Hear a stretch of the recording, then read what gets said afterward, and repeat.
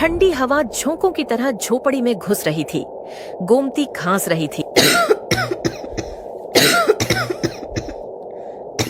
रामनाथ ने मन ही मन कहा, हे ईश्वर, अगर इस तालाब किनारे मुझे भी कभी एक पक्का घर दे देते तो मैं भी मेरे परिवार के साथ चैन से सो पाता।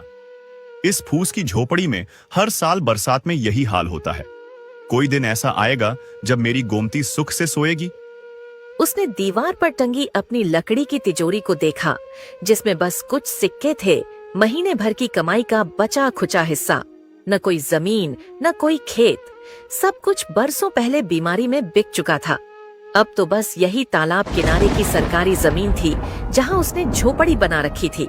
कोई भी दिन आता सरकारी आदमी उसे भगा सकते थे, मगर फिर भी तालाब के पानी में उसे अपना बचपन दिखता था, जब उसके पिता उसे कंधे पर बैठाकर यहाँ मछली पकड़ने लाते थे। बारिश की बूंदें छत से टपक टपक कर मिट्टी के फर्श पर गिरती और कीचड़ बन जाती, मगर गोमती के होठों पर हल्की सी मुस्कान थी। उसने धीमे स्वर में कहा, जानते हैं, जब आप पास बैठते हैं ना, तो ये टपकती छत भी महल जैसी लगती है। ये दीवारें टूटी हों या चूल्हा बुझा हो, पर जब आप साथ होते हैं ना, तो लगता है जैसे सारी दुनिया हमारे कदमों में है। मुझे कुछ नहीं चाहिए, बस आपका साथ चाहिए। एक दिन जब मैं नहीं रहूंगी, तब भी आप ऐसे ही मजबूत बने रहिएगा। बस एक दुआ है भगवान से, आपको भले ही बहुत ज्यादा दौलत न दे, मगर एक पक्का घर दे दे, जहां आप बिना डर के चैन से सो सको। ये बारिश की बूंदें सिर पर गिरे तो ठंडक लगे, डर नहीं, बस भगवान से यही चाहती हूँ। रामनाथ की आंखें भर आईं। उसने चुपचाप भगवान से प्रार्थना की, हे मालिक, तू चाहे मेरी उम्र काट लेना, मगर मेरी बीवी को बचा लेना। कहीं ये बारिश और हमारे जीवन का संघर्ष इसकी जान ना ले ले। हे मालिक, तू चाहे मेरी उम्र काट लेना। ये औरत जिसने मेरे साथ हर दुख काट लिया, उसके हिस्से में भी तो कोई सुकून लिखा होगा। बरसात की वह रात बीतती रही। तालाब का पानी उठता रहा। कच्ची झोपड़ी की दीवारें भीगकर कमजोर हो रही थीं। रात के 9 बज चुके थे। बारिश रुकने का नाम नहीं ले रही थी। श्यामू भूख से कांप रहा था। गोमती के सामने एक मिट्टी के मटके में सिर्फ पानी था। घर में आटा खत्म हो चुका था। शाम से ही सब बिना खाए पड़े थे। रामनाथ का दिल टूट रहा था। उसने टपकती छत की ओर देखा। टीन के टुकड़े भी अब जवाब दे चुके थे। तभी अचानक तेज आंधी आई और उसकी झोपड़ी की छत उड़ गई। पूरा घर बारिश के पानी में भीग गया। गोमती के सिरहाने रखा पुराना रजाई भीगकर मिट्टी में लिपट गया। श्यामू डर से रो पड़ा। रामनाथ ने आसमान की ओर देखकर अपने आंसुओं को बहने दिया। वह बोला, हे ईश्वर, क्या गरीब के जीवन में सिर्फ दर्द और तकलीफ ही लिखी है? अगर मैं तेरी बनाई इस धरती पर बोझ हूं तो उठा ले मुझे, मगर मेरी बीमार गोमती और नन्हे श्यामू का तो ख्याल रख। बारिश की बूंदें उसकी झुर्रियों से लुढ़कती रहीं। रात के उस अंधेरे में वह भीगती गोमती को संभालते हुए बोला, गोमती, सुनो, चलो किसी के घर चलकर मदद मांगते हैं। शायद कोई हमें अपने आंगन का कोना दे दे, जहां ये रात कट जाए।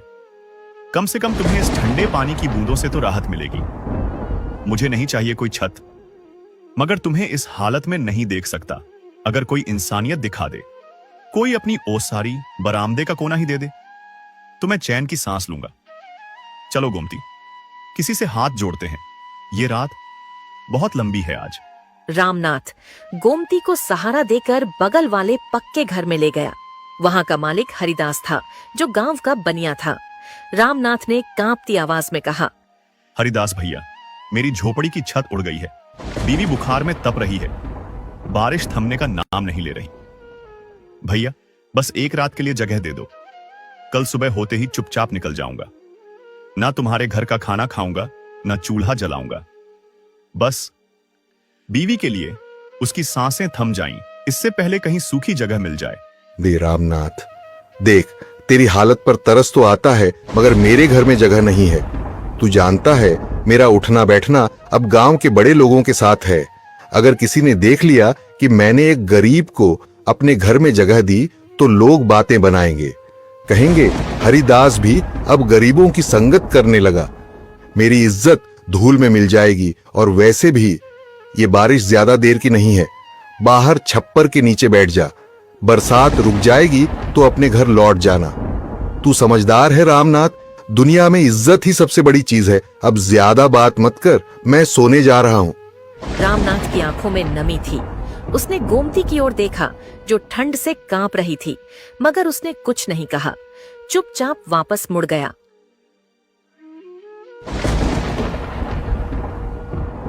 रात भर तीनों भीगते रहे।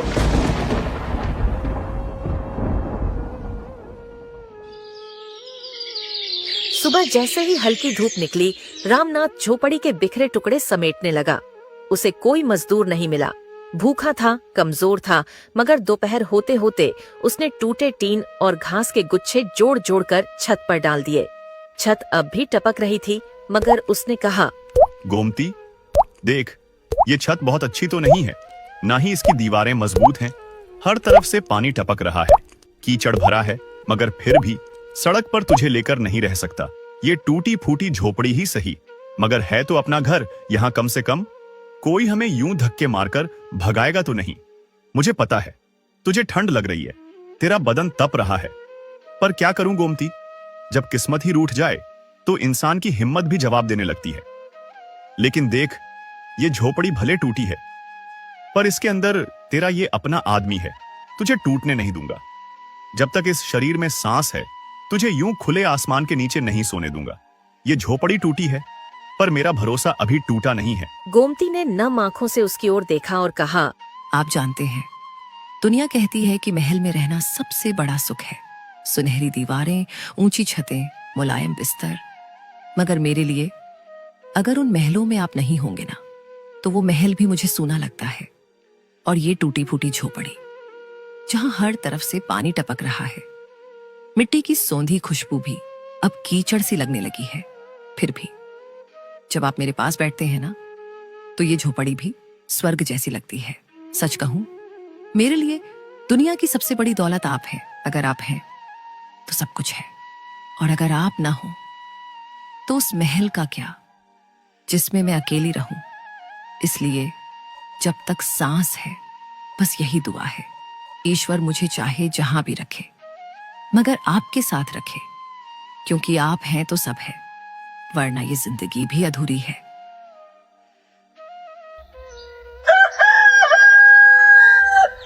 इस सुबह का समय था। झोपड़ी के बाहर कीचड़ ही कीचड़ था। रामनाथ टूटी छत से टपकते पानी को देख रहा था। गोमती खांसते खांसते कमजोर हो गई थी। तभी अचानक बाहर से आवाज आई, रामनाथ, ओ रामनाथ, बाहर निकल, कहाँ छिपके बैठा है? रामनाथ का दिल धक से रह गया। उसने देखा गांव का साहूकार भोला राम खड़ा था। उसके साथ उसका नौकर धनीराम भी था। भोला राम मोटा लाल मुंह वाला आदमी था, हमेशा बड़ी बड़ी मूंछों पर ताव देता और उसकी आंखों में गरीबों के लिए घमंड झलकता था। रामनाथ झोपड़ी से बाहर निकला। नमस्ते भैया, आइए। भोला राम ने उसकी झोपड़ी को ऊपर से नीचे तक देखा और नाक सिकोड़ते हुए कहा, बाहर आ निकम्मे। रामनाथ, सच कहूं तो मुझसे अब तेरे घर की ये गरीबी की गंध भी सहन नहीं होती। कहां से आती है ये सड़ी मिट्टी की बू? उफ़, तू लोग कैसे जी लेते हो ऐसी जगहों पर? खैर, मैं यहाँ तेरी हालत देखने नहीं आया। सुन, मैं पैसे लेने आया हूँ, याद है ना? 1 महीना हो गया। तेरी बीवी के इलाज के लिए जो पैसे दिए थे, कहाँ था? 15 दिन में लौटा देगा। अब तो पूरा महीना बीत गया। सोचा था तुझ पर तरस खा लूं, मगर लगता है तरस भी बेकार गया। अब बता, कब लौटाएगा मेरा पैसा, या फिर तेरी ये झोपड़ी भी नीलाम कर दूं? वैसे भी किसी काम की तो है नहीं, मगर कम से कम मेरे पुराने गोदाम के लिए टिन और बांस ही काम आ जाएंगे। भैया देखो, श्यामू के पास अभी कोई काम नहीं है। गांव में रोजी का भी बहुत संकट है, और मेरी तबीयत भी कई दिनों से ठीक नहीं चल रही। जिस्म में जान नहीं बची, बुखार उतरता ही नहीं, पैर कांपते हैं, कमर भी सीधी नहीं होती। अब भैया, आप तो बड़े आदमी हो, आपको क्या बताऊं। रोज सुबह सोचता हूं कि कहीं से काम मिल जाए, कोई हाथ पकड़ ले, मगर गरीब का हाथ कौन थामता है। बस 2-4 दिन का वक्त और दे दो, किसी तरह काम ढूंढ लूंगा। कुछ मजदूरी मिल गई तो पहले तुम्हारा कर्ज ही चुकाऊंगा। भैया, गरीब की सांस तो आप जैसे लोगों के ही भरोसे चलती है। बस थोड़ा वक्त और दे दो, फिर चाहे मेरी जान भी ले लेना। 4 दिन? और फिर 4 महीने। गरीब आदमी की जुबान का कोई भरोसा नहीं। सुन, 2 दिन का टाइम देता हूं। अगर परसों तक पैसा नहीं दिया तो मैं ये झोपड़ी तोड़वा दूंगा। सरकारी जमीन पर कब्जा कर रखा है, यह भी बता दूंगा पटवारी को। फिर देखना कैसे सड़क पर सोता है तू अपनी बीमार बीवी और बच्चे के साथ। भैया, ईश्वर के लिए ऐसा मत करना। ईश्वर का वास्ता है, मुझसे मेरा घर मत छीनो। ये टूटी फूटी झोपड़ी ही सही, मगर यही तो है जो मेरी बीमार बीवी और बच्चे का सहारा है। अगर ये भी चला गया तो मैं उन्हें लेकर कहां जाऊंगा? किसके दरवाजे जाऊंगा भैया? कौन मुझे अपने आंगन में बैठने देगा? मैं जानता हूं मैंने देर कर दी कर्ज चुकाने में, मगर क्या करूं, किस्मत ने कहीं का नहीं छोड़ा। ना काम है, ना मजदूरी, ना ही खेत। बस ईश्वर के लिए 2 दिन का वक्त और दे दो। मैं परसों तक कुछ ना कुछ इंतजाम कर लूंगा। चाहे अपनी झोपड़ी का टिन बेच दूं या बीवी के गहनों के नाम पर बचे पुराने चांदी के कड़े, मगर तुम्हारा पैसा लौटा दूंगा। भैया, गरीब की आह लगती है, मत छीनो मुझसे ये एकमात्र छत। भगवान का वास्ता है। ठीक है, चल धनीराम, आज नहीं तो परसों सही। ऐसे गरीबों को वक्त पर लात ना मारो ना, तो ये जिंदगी भर अपनी औकात भूल जाते हैं। इनकी यही आदत है, रोटी के एक टुकड़े के लिए तरसते रहेंगे, मगर मेहनत की जगह रोना रोते रहेंगे। गरीबों को कभी दया नहीं दिखानी चाहिए। लात मारो तभी काम करते हैं। चल देखेंगे परसों क्या इंतजाम करता है, वरना इस झोपड़ी को उखाड़कर फेंक देंगे और जमीन पर गोदाम खड़ा कर देंगे। साहूकार वहां से चला गया। रामनाथ वहीं गीली मिट्टी में बैठ गया। उसकी आंखों से आंसू बहने लगे। श्यामू दौड़कर उसके पास आया और बोला, आप चिंता मत करो, मैं कोई काम कर लूंगा। मुझे स्कूल जाने की जरूरत नहीं। मैं खेतों में काम कर लूंगा या फिर साहूकार के गोदाम में बोरी ढो दूंगा। हम दोनों मिलकर पैसा चुका देंगे। मैं रोज सुबह से शाम तक काम करूंगा। बस आप दुखी मत होइए बाबा, मैं बड़ा हो गया हूँ ना, अब मैं भी आपका सहारा बनूंगा। भले ही मेरे हाथ छोटे हैं, मगर मेहनत करने के लिए बड़े हैं। मैं सब कर लूंगा। सिर्फ आप रोइए मत बाबा, मुझे बहुत दर्द होता है जब आपको ऐसे देखता हूँ। रामनाथ की आंखों से आंसू टपकते हुए मिट्टी में मिल गए। बेटा, किस्मत भी हमें देख के हंसती होगी। भगवान ने गरीबी दी, बीमारी दी, अब बेघर भी कर देगा। मगर मैं हारूंगा नहीं।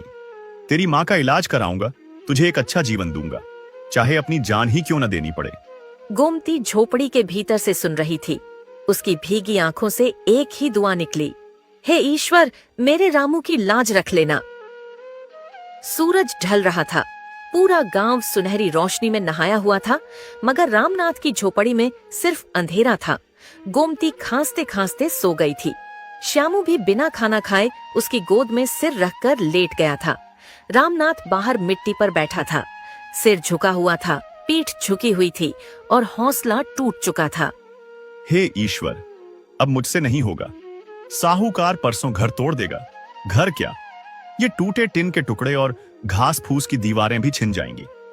गोमती को लेकर कहां जाऊंगा? उसकी खांसी हर रोज बढ़ती जा रही है। अगर छत भी न रही तो वो खुले आसमान के नीचे दम तोड़ देगी। श्यामू को कैसे पालूंगा? वो तो अभी बच्चा है, उसने तो जिंदगी देखी ही नहीं। उसका क्या होगा ईश्वर? अब मुझ में कोई ताकत नहीं बची, न तन में न मन में। हर रास्ता बंद कर दिया तूने, अब और नहीं सह सकता।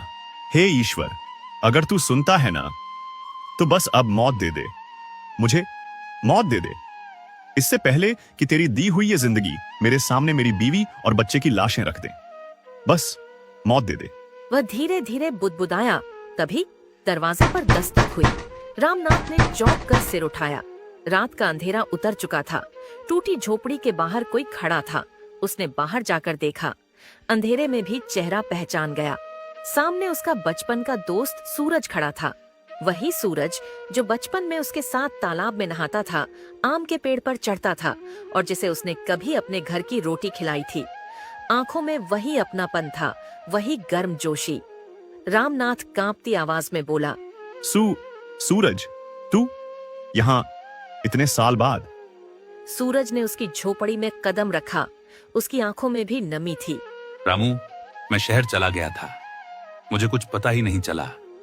आज जब बाजार में आया तो किसी से सुना कि रामू का घर उजड़ गया, तेरी झोपड़ी की छत उड़ गई, पत्नी बीमार पड़ी है, साहूकार रोज धमका रहा है कर्ज के लिए, और लोग कह रहे थे कि रामू हार मान चुका है।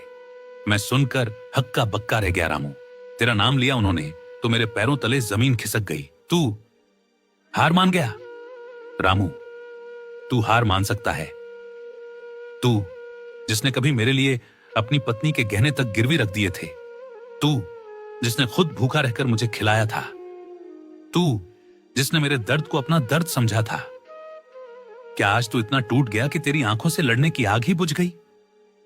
रामू, मुझे वो रामू चाहिए जो पूरी दुनिया से लड़ सकता था, जिसके सिर पर चाहे मिट्टी की छत हो या आसमान, मगर सीना हमेशा चौड़ा रहता था।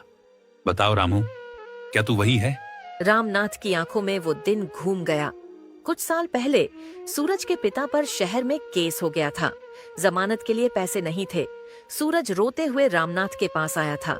रामनाथ ने बिना एक पल सोचे गोमती के सोने के झुमके गिरवी रख दिए थे। उसने तब कहा था, भाई की मदद के लिए अगर बीवी के गहने भी जाएं तो गम नहीं, बीवी तो साथ है, गहने फिर बन जाएंगे। आज वही सूरज खड़ा था। सूरज ने अपने झोले से एक थैली निकाली। रामू, इसमें 50,000 रुपए हैं।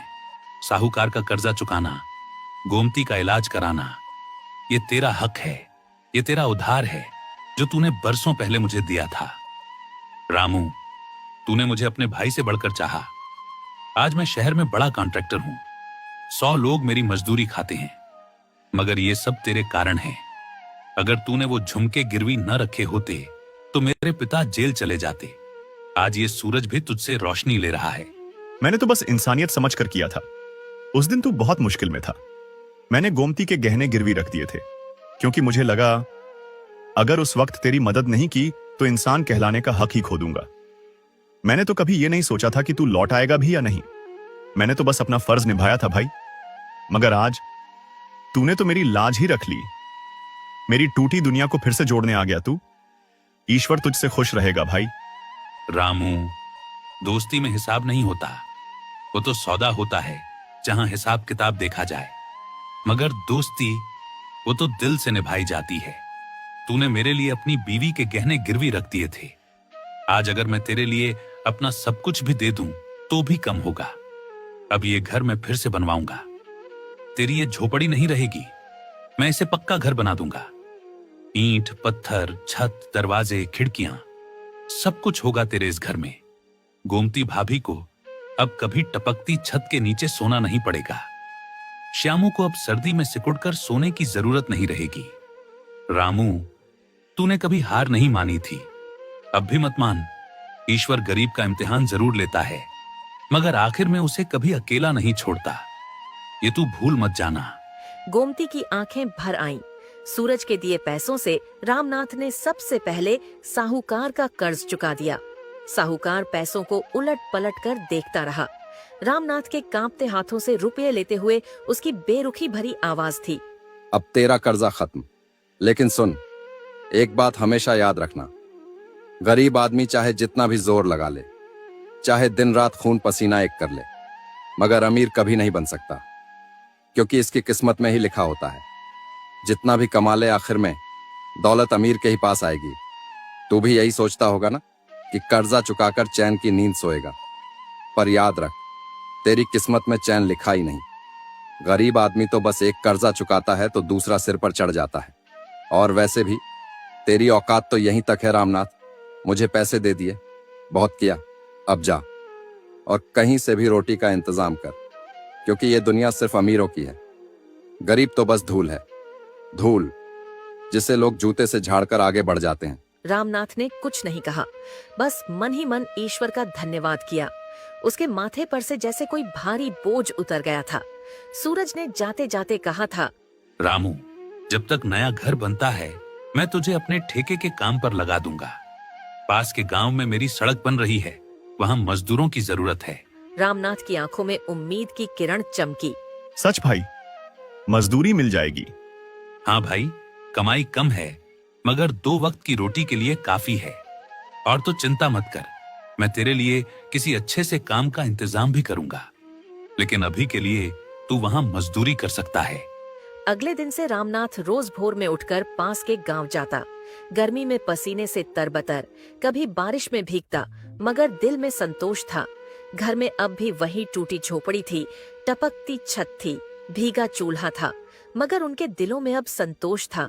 सूरज हर हफ्ते हालचाल लेने आता और कहता, रामू, बस कुछ दिन और, फिर तेरा पक्का घर खड़ा होगा। मैं बस पैसों का इंतजाम कर रहा हूँ। कुछ महीनों बाद गांव में सरकारी अफसरों की गाड़ी आई।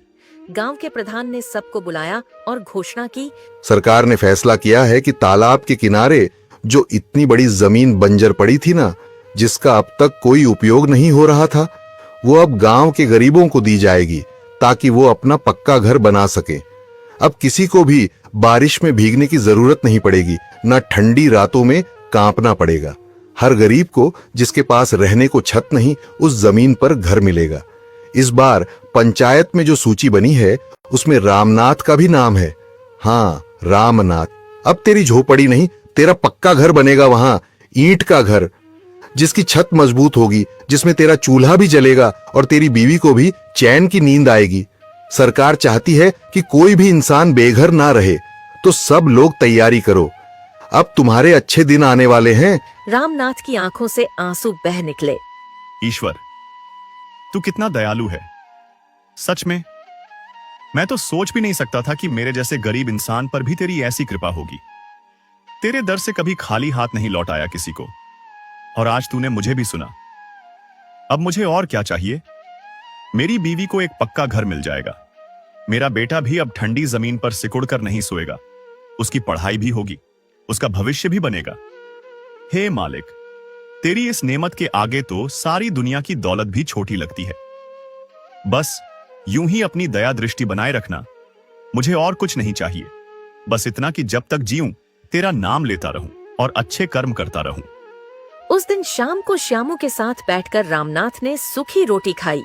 उसने आसमान की ओर देखा, सूरज ढल रहा था, ठंडी हवा चल रही थी, पास ही गोमती खांसते हुए भी मुस्कुरा रही थी। श्यामू रोटी के टुकड़े से चींटियों को खिला रहा था।